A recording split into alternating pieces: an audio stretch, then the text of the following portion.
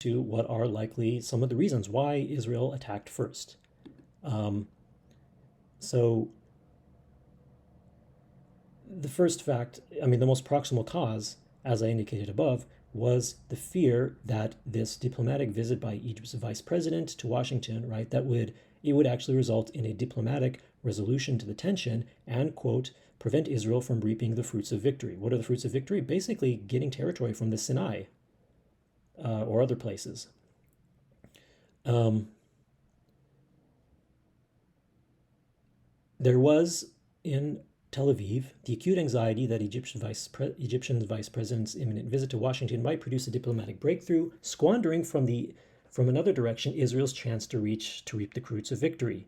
Um, Dean Rusk, right? Remember the same guy who was, I think he's the Secretary of Defense, or somehow he knew about this visit that the vice president was going to make in Washington. He later rued telling the Israeli ambassador Harman of the Egyptian vice president's travel plans, since, he says, perhaps this was the spark that touched off the Israeli attack. Because in sum, Israel struck on the 5th of June before it could be denied, and confident that would reap the fruits of victory. Now, in addition to this, Avi Shlaim, right? He's another very deeply versed historian in these affairs, Israeli historian. He reports that Ben Gurion's greatest fear in the aftermath of Israel's victory in 48 was that the Arab world might bring forth a leader like Ataturk, who would achieve real independence for his country and embark on a program for transforming it, meaning Egypt, right, into a modern, westernized, secular state. Remember, this is, right, the United States, Great Britain, France, right, they wanted to control the Straits, right? They still think they can interfere. They want to keep what is ultimately a secular, socialist aligned Arab government. They want to get rid of it, right? This is Cold War thinking. By a curious touch of historic irony, Shlaim adds, at the very moment when Ben Gurion was articulating this fear, surrounded by Israeli troops in the enclave of Fallujah, there was a young brigade major who would later emerge as the Arab Mustafa Kemal, that is Nasser. So, right, Nasser is a guy who has the potential to really make Egypt an independent country from the West. He represents more socialist aligned and therefore Soviet aligned ideology and interests. The United States doesn't like that. And therefore you can see, right, that at the same time that a leader like this would be a more difficult person for Israel to deal with.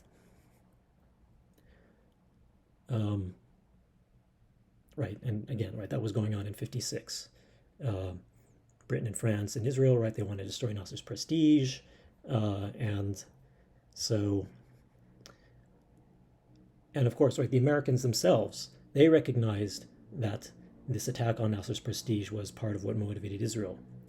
On the eve of the June 1967 war, the CIA appraised Israel's objectives as, first and foremost, the, quote, destruction of the center of power of the radical Arab socialist movement, that is Nasser's regime, and second, the destruction of the arms of the radical Arabs, and last, the destruction of both Syria and Jordan as modern states.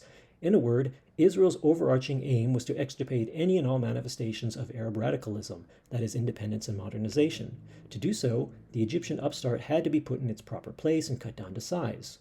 Most seriously, Nasser had openly defied Israel's monopoly on the use of force. And that sounds really familiar today, right? Israel doesn't believe anybody else gets to use force in dealing with it. By closing the Straits of Tiran, Egypt, in the trenchant aphorism of Mohammed Haikal, an influential Egyptian editor and Nasser confidant, succeeded for the first time vis-a-vis Israel in changing by force a fait accompli imposed on it by force. To Israel, Haikal continued, this is the most dangerous aspect of the current situation. Who can impose the accomplished fact and who possesses the power to safeguard it? That an Arab leader should even raise the question who was in charge was for Israel tantamount to a casus belli.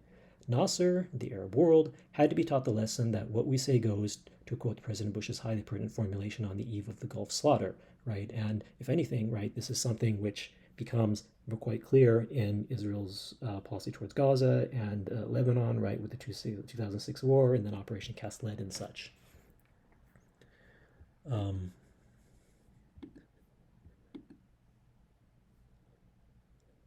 Indeed, The war with the Arab world, as Finkelstein says, it offered Israel an opportunity to fulfill its territorial destiny. The Zionist leadership did not regard the borders that Israel achieved in the 48 war, let alone those designated by the UN partition resolution, as permanent. Avi Shlaim says that in Ben-Gurion's eyes, they were not the end, but only the beginning. The future generation was charged with the Zionist mandate of creating a Jewish state over the whole land of Israel. And yet already in 1956, Ben-Gurion sought to telescope the future with the present. His plans for the post-Sinai campaign settlement envisaged the seizure of wide swaths of territory of neighboring Arab territory, for example, the West Bank and Sharm el-Sheikh. And he overstepped, or that is to say, he stepped on the U.S. toes and got nothing, but in 67, the mistake was not to be repeated, and future generations deemed that redeemed the Zionist project, right? In fact, in an article composed on the eve of the June attack, influential cabinet minister Yigal Allon, right, the same guy who committed some of the massacres, war crimes in the 1948 war, and later became the author of the Allon plan, right, for balkanizing the West Bank. He stressed that in the case of a new war, Israel must set as one of its central aims the territorial fulfillment of the land of Israel. So really, right, we have already been seeing this right now in a far more right-wing Likud party government, right, with regard to the West Bank. But really, some of this is already in place, since 48 and shown in the 67 war.